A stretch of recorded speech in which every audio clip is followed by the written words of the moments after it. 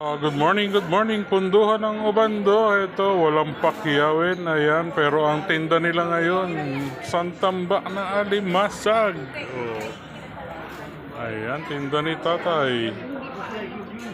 Dito naman, tinda nila Nanay Ruby, Nanay Alice. Ayan, bangos, talaba, daing na bangos.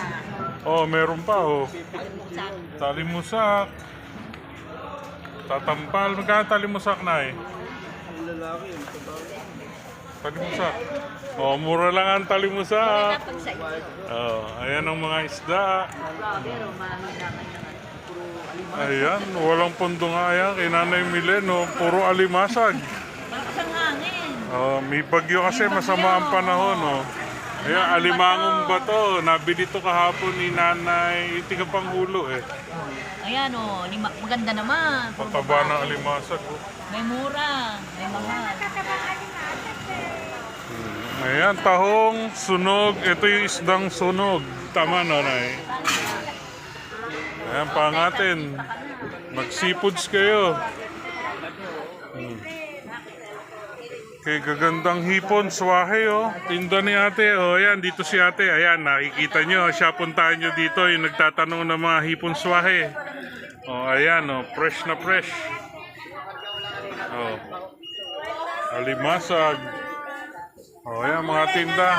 Panggulay, pampirito, 50 lang, oh.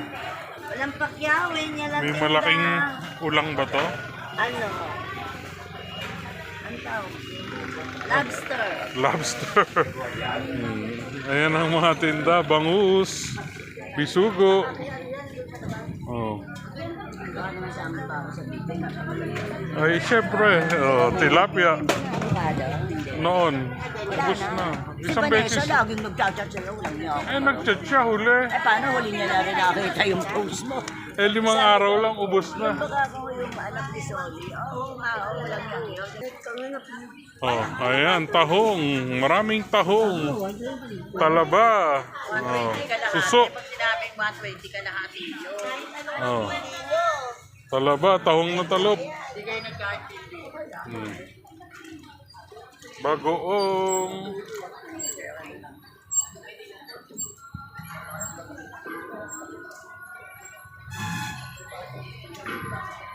Ayan po ang mabibili sa punduhan ng Obando. Good morning.